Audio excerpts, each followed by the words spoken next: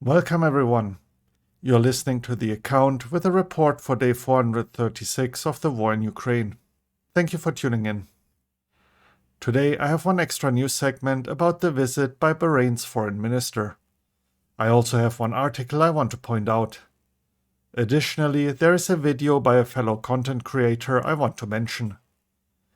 All other updates are grouped into the usual situation inside Ukraine, the occupied territories, Russia and Belarus, and international developments. Before we start the news though, the flashpoints along the front. Bakhmut. Ukraine reported repelled attacks around Novomarkove, Bakhmut, and Rihorivka. This would indicate Russian units either bypassed Orikhovo-Vasilivka or captured it. Inside Bakhmut, the situation remains tense but stable for now. Positional battles are taking place, but the front is not moving. Anna Malya, Ukraine's deputy defense minister, said that Russia is trying to take control of the city of Bakhmut by May 9th in time for the victory parade, bringing in mercenaries from the Wagner PMC from other fronts. Yevgeny Prigozhin, head of the Wagner PMC, has shared a video in which he points out rows of corpses of Wagner mercenaries and curses the Russian military leadership. Shortly after, Prigozhin also announced that the Wagner mercenary group will leave Bakhmut on May 10th due to lack of ammunition. Avdiivka. Ukrainian sources claim small successes between Avdiivka and Pervomaiske south of Siverne. However, no evidence has been provided yet. Now for a video by a fellow content creator regarding the war in Ukraine, titled The Uploaded War, Part 1. This video was originally produced as an undergraduate capstone project, and the creator plans to release additional parts in the future. Thank you, Zach Pank Productions, for featuring me in your project and giving me the opportunity to share my beliefs and views on the war. The video contains graphic content. Viewer discretion is advised. Please make sure to take care of yourself and skip watching the video in case you cannot handle the ugly side of the war. And now for the article I wanted to point out, titled Putin's Path to The Hague Through Filtration and Rehabilitation: How Russia is Abducting Ukrainian Children.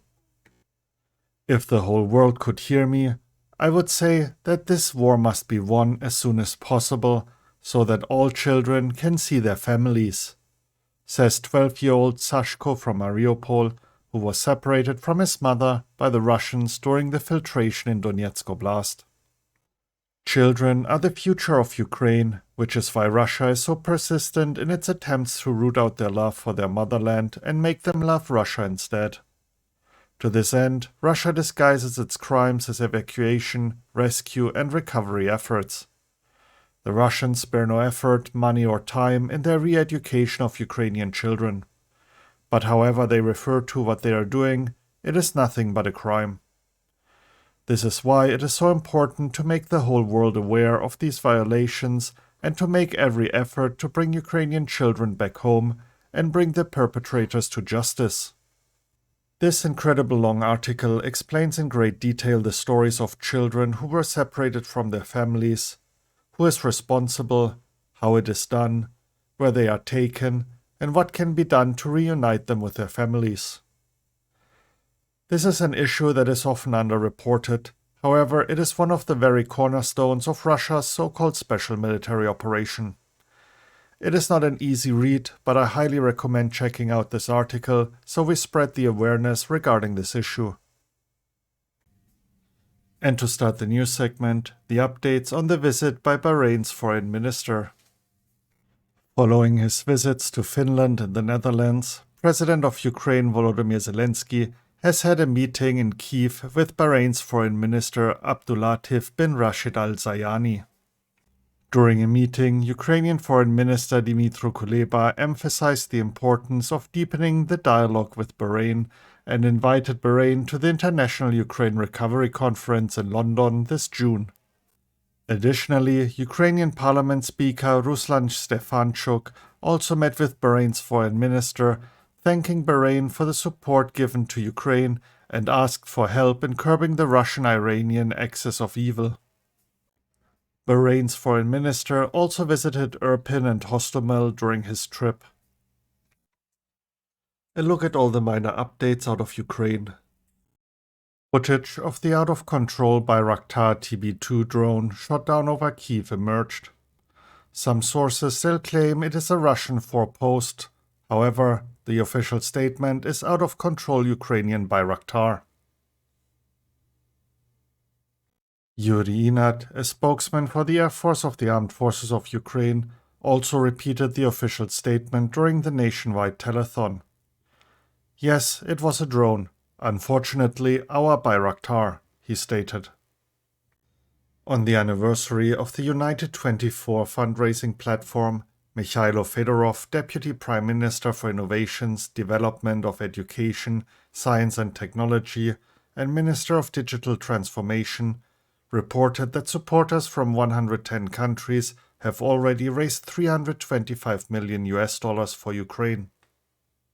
President Volodymyr Zelensky thanked all the platform donors whose contributions save lives, restore lives, protect lives, and bring the victory of Ukraine closer.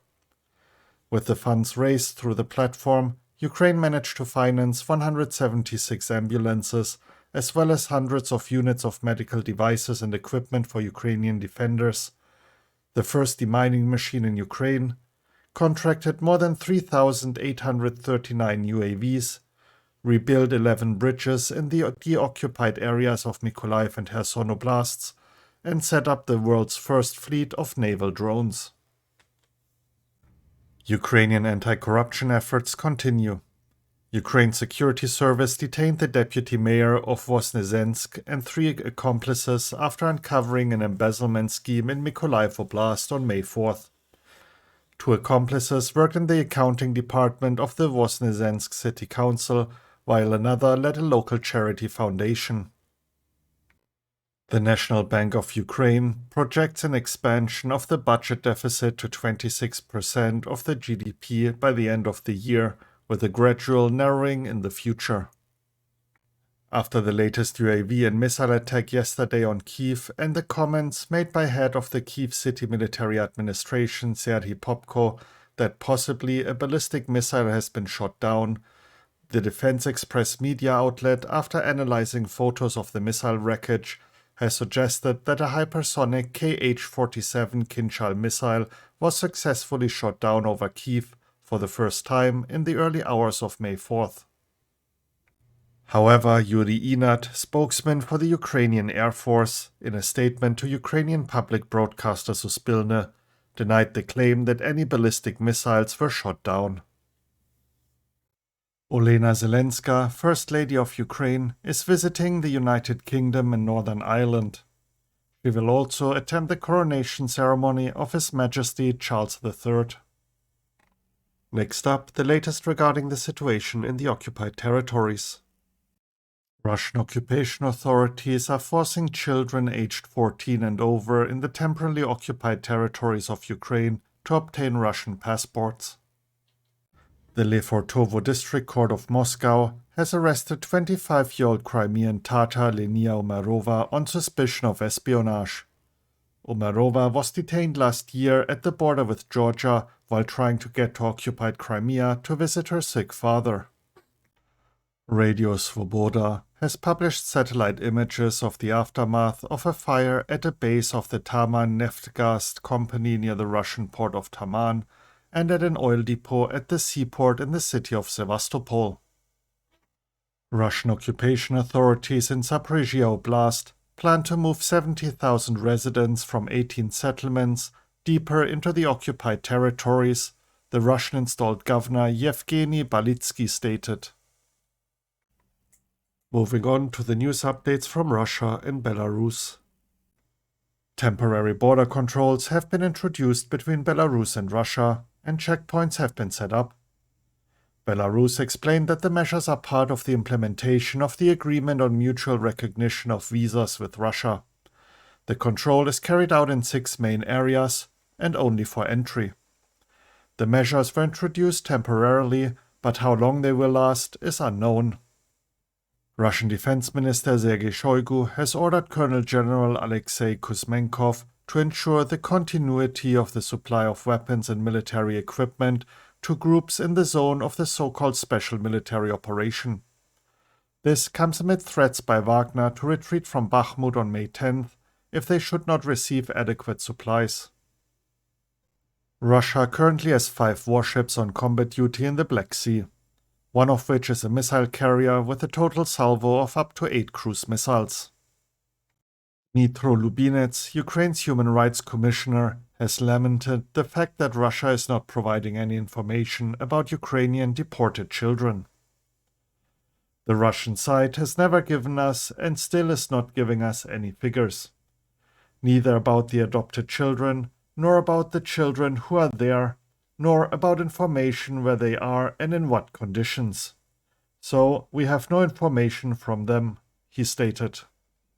For the second day in a row, an explosion and ensuing fire was reported at the Ilsky Oil Refinery in Krasnodar Krai. According to preliminary data, the facility was attacked by a Ukrainian drone. Andriy Yusov, a representative of the Coordination Headquarters for the Treatment of Prisoners of War, announced the results of a survey among Russian POWs. According to the results, 56.9% of the POWs did absolutely not like the orders given to them. Another 24.8% said they did not like the orders given. 15% expressed a neutral stance towards their orders. 1.3% said they liked the orders given, and another 2% very much liked the orders given. 400 POWs were surveyed between April 10th to 20th. And to wrap up the news segment, the international developments. The United States is focusing a lot on providing Ukraine with the air defense it needs to protect itself from Russian missile and drone attacks, White House National Security Council spokesperson John Kirby said during a press conference.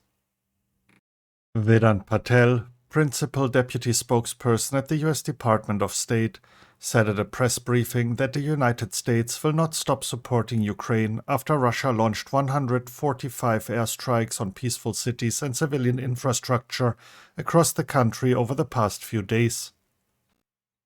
The first 3 of 16 air defense radars Lithuania crowdfunded for Ukraine have been delivered, the non-profit organization Blue Yellow and the Delphi news outlet reported. The German weapons manufacturer Rheinmetall wants to provide Ukraine with a significant amount of artillery ammunition and announced plans to produce up to 600,000 shells per year. German Defense Minister Boris Pistorius, together with his Danish counterpart Truls Lund Poulsen, visited a military training facility where Ukrainian soldiers are learning to operate Leopard 1A5 tanks. Germany and Denmark are planning to send 80 Leopard 1 tanks to Ukraine by June 1st. The Council of the European Union decided to allocate €1 billion from the European Peace Facility as part of its initiative to provide Ukraine with 1 million artillery shells. During his visit to Ukraine, the President of Czechia, Petr Pavel, presented the President of Ukraine, Volodymyr Zelensky, with the legendary Czech pistol CZ-75. Once again, the Berlin police will ban the display of Ukrainian and Russian flags near the city's 3 Soviet war memorials this upcoming May 8th through 9th. The ban, which will occur for the 2nd year in a row, is to ensure dignified commemoration of the fallen soldiers of the then Soviet army, according to the Berlin police. Additionally, the playing of marching and military songs around the 3 memorials will also be prohibited, as will making exclamations that, due to the current situation, are intended to approve or glorify the war in Ukraine. The police stated that the act of remembrance and respect for these memorials must be preserved against the background of the ongoing Russia-Ukraine war. And now for the intelligence report segment, starting with the UK Ministry of Defence. A recent uptick in Russian rail accidents in areas bordering Ukraine, attributed to sabotage committed by unknown actors, has almost certainly caused short-term localized disruption to Russian military rail movements. Although its railway troop brigades are capable of restoring lines quickly, these incidents will increase pressure on Russia's internal security forces, who will highly likely remain unable to fully protect Russia's vast and vulnerable rail networks from attack. A look at the latest assessment by the Institute for the Study of War. Russia conducted another Shahed 131-136 strike against Ukraine on May 4th. Russian sources continue to respond to the May 3rd drone strike on the Kremlin. Russian officials are likely using the May 3rd drone strike on the Kremlin to expand cancellations of parades for the May 9th Victory Day holiday. The Kremlin is reportedly continuing its overhaul of domestic security organs. U.S. Director of National Intelligence Avril Haines stated that Russian forces are likely unable to conduct a significant offensive in 2023 due to munitions and manpower shortages, regardless of the success of the Ukrainian counteroffensive. Russia and India reportedly suspended efforts to trade in rupees. And to wrap up the report, the evening update by the General Staff of Ukraine. The enemy continues to focus its main efforts on conducting offensive actions in the Bakhmut, Avdiivka, and Marinka directions. Units of the Defense Forces of Ukraine repelled more than 30 enemy attacks on the indicated areas of the front during the day. The fiercest battles are going on for Bakhmut and Marinka. Our soldiers are steadfastly defending. In the Bakhmut direction, the enemy continues to conduct offensive actions. Heavy fighting continues for the city of Bakhmut. In addition, during the day, the enemy conducted unsuccessful offensive actions in the direction of the settlements of Kryhorivka, Ivanivske, and New York. In the Avdiivka direction, the enemy carried out offensive actions in the Avdiivka area without success. In the Marinka direction, our defenders repelled numerous enemy attacks in the Marinka area during the day. The Russian occupiers continue the forced passporting of the population of the temporarily occupied territory of Kherson Oblast. For this purpose, the invaders use outbound passport control groups. Threatening with deportation and confiscation of property, representatives of mobile groups accept documents and issue Russian passports at the place of residence of Ukrainian citizens. And that concludes the report. If you're interested in any of the articles and want to read up on them, you can find links to them in the description as usual. If you enjoyed the report and found it informative, please consider sharing it with others and giving me a like. Thank you for tuning in and have a great day. You were listening to The Account. Slava Ukraini.